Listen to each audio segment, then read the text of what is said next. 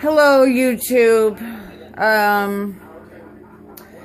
Well, it's another day at my house with my husband, who is cluster B personality.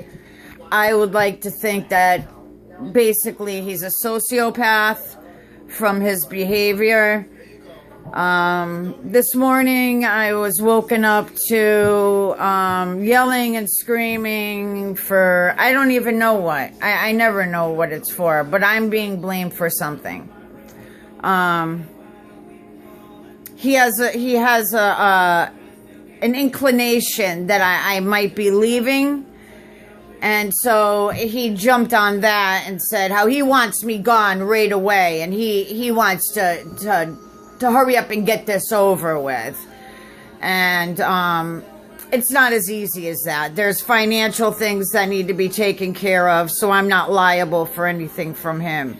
I'm not just going to leave and let him rack up God knows what. So all this needs to be taken care of. And he becomes angry and says terrible things to me, calls me names. And then this morning, he goes through a stop sign and gets pulled over by the police. And that somehow became my fault too, because, I don't know, because he got pulled over by the police and I was the one that made him angry. See, so these people never take responsibility for their actions. It's always somebody else's fault. You know, if they cheat on you. Oh, you weren't there for me. I was reaching out to you and you weren't there for me, or whatever it may be. There's always an excuse for their terrible behavior. And I'm about at the end of my rope with this guy. God help the next woman who gets involved with this person.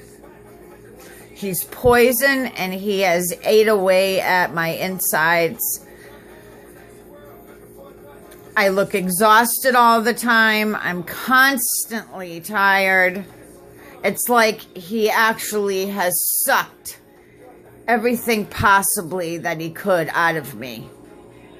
And now there's nothing left but that empty shell that you hear them talk about so much. That they leave their victims an empty shell.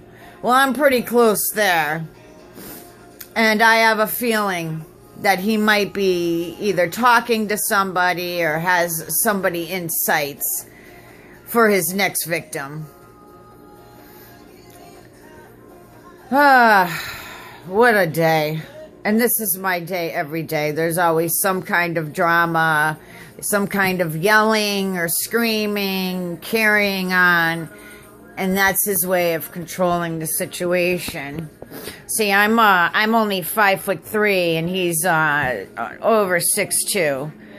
So he uses that too, where he can bully me around with that. It's actually pretty sick.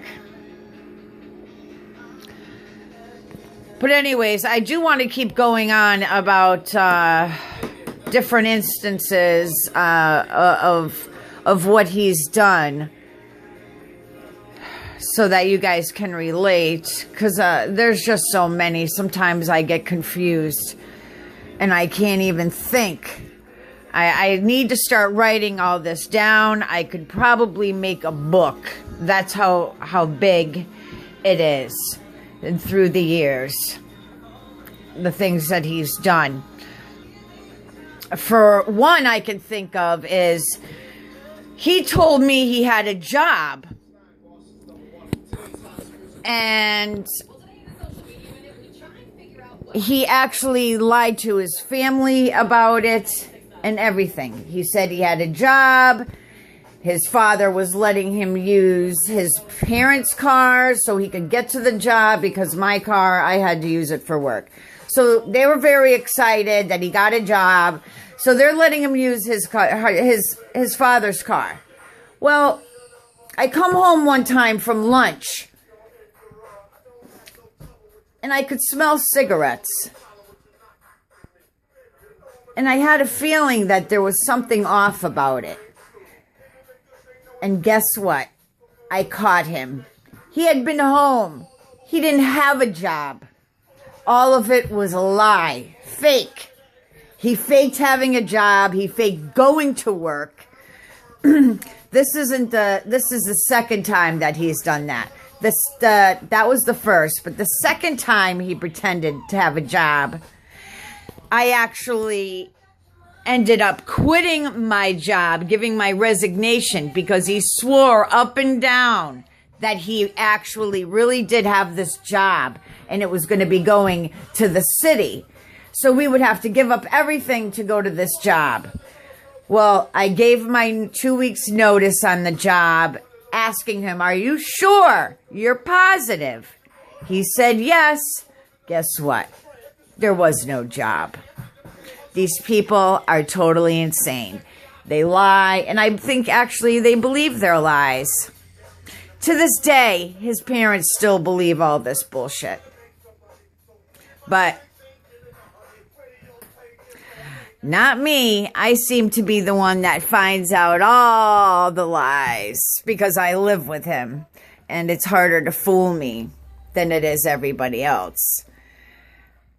And that's why, since I know so much about him, he tries to discredit me by saying that I'm crazy or I have issues or baggage. I believe that's one of the things that his mother said, is with her baggage. Unbelievable.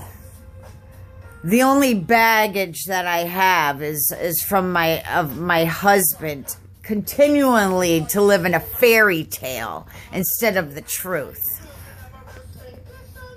I don't know. I could go on and on and on about the dysfunction of that family and the instances of different things. But that's one of them. Pretending to have a job, not once, but twice. And literally pretending to go to that job. Did he feel like it was going to crash and burn? I don't know, because most people wouldn't even think of to lie about having a job like that. So I couldn't tell you. You tell me. I'm a loss for words for this. I really am. I guess I'll end it right here. I'm sorry I'm scattered, but this has been years and years of this kind of stuff going on, and I'm at my breaking point, as you can maybe hear in my voice. I'm on my way out. I'm trying to get him to fill out these divorce papers, because it's easier for a joint divorce than it is the other kind. So I'm hoping that this joint divorce will go off without a hitch. I don't know if it will, though, because wherever he is, there's always trouble. I guess that's it for today. Hopefully there won't be anything major that happens again today. I never do know. If you are dealing with somebody like this who lies, cons, but is charming and to everybody else, and Mr. Nice Guy, and oh, he's such a nice guy, but behind closed doors, he's not such a nice guy. You might be dealing with a cluster B personality.